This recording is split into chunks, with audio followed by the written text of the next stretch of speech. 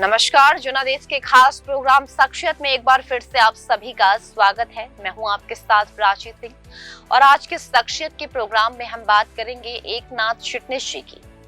वो एकनाथ चिटनिस ही थे जिन्होंने सबसे पहले पूर्व राष्ट्रपति एपीजे अब्दुल कलाम का बायोडेटा देखा और उनकी सैनिक उपलब्धि और साधारण पृष्ठभूमि से प्रभावित थे।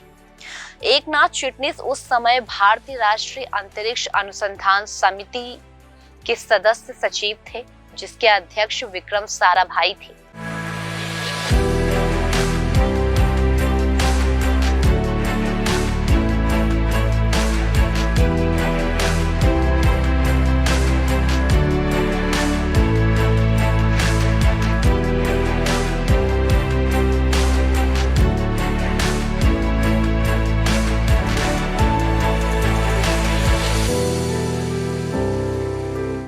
ये 1962 में था जब नासा कार्यक्रम आयोजित किया गया था और INCSR 10 युवा वैज्ञानिक को परीक्षण के लिए भेजना चाहता था।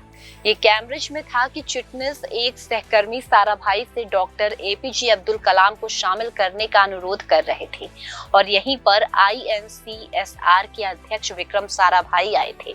डॉक्टर एकनाथ चिटनिस को यंग कलाम की सैनिक योग्यता का अध्ययन करने के लिए कहा गया। चिटनिस उनकी शिक्षा से इतने प्रभावित हुए कि उन्होंने व्यक्तिगत रूप से प्रशिक्षण कार्यक्रम में कलाम का नाम शामिल करने की सिफारिश की। इस प्रकार यंग कलाम का चयन किया गया और उन्हें नासा भेज दिया गया। चिटनिस के अनुसार कलाम बहुत गरीब परिवार से थे। उनके पिता रामेश्वरम के एक साधारण नाविक थे। परिवार के पास उन्हें शिक्षा दिलाने के लिए पैसे नहीं थे। उनकी बहन ने उनकी शिक्षा के लिए अपने गहने बेच दिए। ऐसा व्यक्ति इसरो में आता है और फिर DRDO में जाता है, फिर राष्ट्रपति बन जाता है और फिर भारत रत्न पाता है। कलाम की कहानी में भारत के हर गरीब बच्चों के लिए एक संदेश है कि वह उठ सकता है और आगे बढ़ सकता है।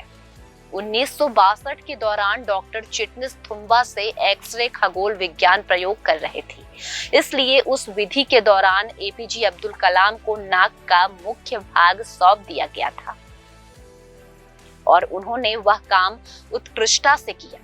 इस प्रकार चिटनिस युवा कलाम को बेहतर तरीके से जानने लगे और जिससे वे प्रसन्न हुए कि इसरो में यंग कलाम की सिफारिश करने का उनका चयन सही था। एकनाथ चिटनिस को तब पता चला कि कलाम शाकाहारी थे जब वे दोनों दोपहर के भोजन के लिए अमेरिका गए थे। भारत के राष्ट्रपति रहते हुए डॉक्टर कलाम की नई चीजें सीखने की निरंतर प्यास बनी रही। राष्ट्रपति भवन में एक प्रतिष्ठित व्यक्ति से बातचीत के दौरान उन्होंने कहा था कि कोई भी मलेरिया पर शोध क्यों नहीं कर रहा है।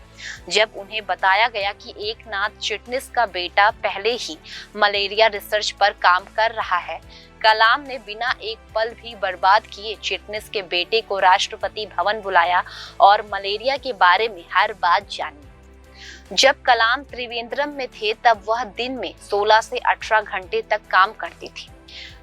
एपीजे अब्दुल कलाम ने अंतरिक्ष अनुसंधान कार्यक्रम में इतने तरीकों से योगदान दिया कि साराभाई ने स्वयं उन्हें पहले उपग्रह लॉन्च यान के लिए परियोजना निर्देश का पद सौंप दिया।